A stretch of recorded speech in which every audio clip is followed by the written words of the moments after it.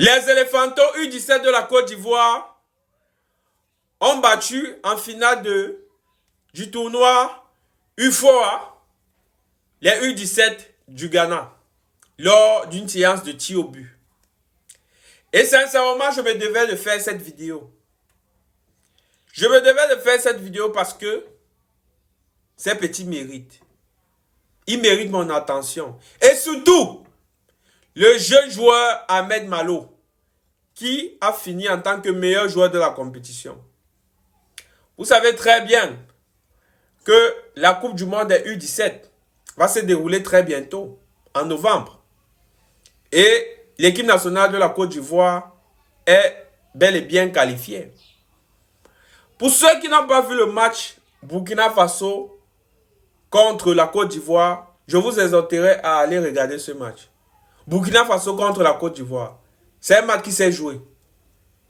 C'était un match d'anthologie. C'était un match de classe mondiale. Et dans cette équipe de la Côte d'Ivoire, il y a un seul jeune homme qui s'est démarqué pour moi. Et il a même fini en tant que meilleur joueur de la compétition. Ahmed Malo, le petit frère de Gervais Kouassi Malo. Ahmed Malo a fini meilleur joueur de la compétition. Et ce n'est pas démérité. C'est totalement mérité, largement mérité. S'il y avait même encore un mot dans le dictionnaire, c'est splendiquement mérité. S'il y avait encore un mot dans le dictionnaire pour essayer de donner une signification à son talent, de pouvoir exprimer l'étendue de son talent, c'est que sincèrement, je devais l'employer. Bref, avant de continuer la vidéo, j'aimerais demander à toutes les personnes qui viennent d'arriver sur la chaîne YouTube de bien vouloir se connecter. Bref, de bien vouloir s'abonner, s'il vous plaît. Abonnez-vous massivement à la chaîne YouTube. Activez la cloche de notification si vous ne l'avez pas encore fait. Et merci à tous ceux qui sont même déjà en train de s'abonner à la chaîne YouTube. Merci de m'encourager. Merci de me soutenir.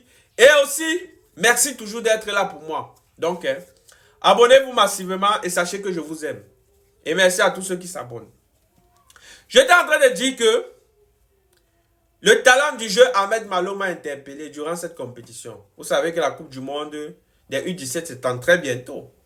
Et la Côte d'Ivoire est qualifiée pour cette Coupe du Monde des U17. Tout comme le Burkina, tout comme le Mali, tout comme le Sénégal. Ce sont ces équipes-là qui vont aller représenter l'Afrique à l'échelle internationale.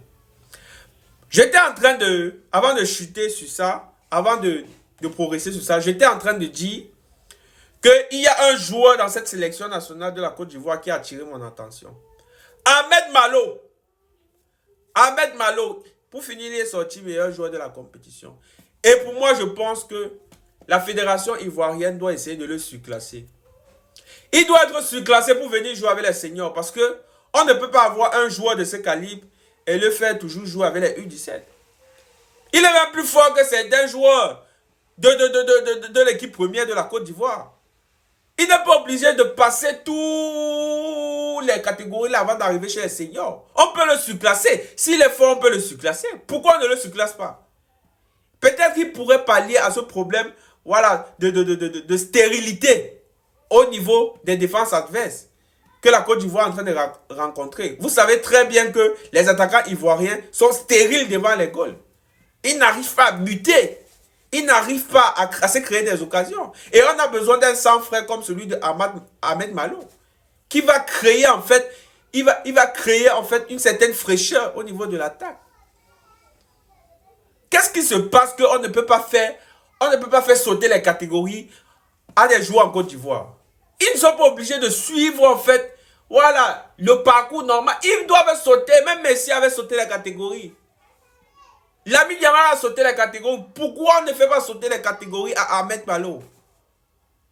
Il a totalement le talent pour venir jouer en équipe nationale de la Côte d'Ivoire. Peut-être c'est même lui le problème à toutes nos solutions. Ce petit est extrêmement fort, magistralement fort. Oh! En tout cas, pour la Coupe du Monde U17 là, qui va se dérouler en novembre, j'aimerais vous dire que la Côte d'Ivoire est prête. Avec ce que j'ai vu durant ce tournoi-là, ce que la Côte d'Ivoire a démontré, elle est prête.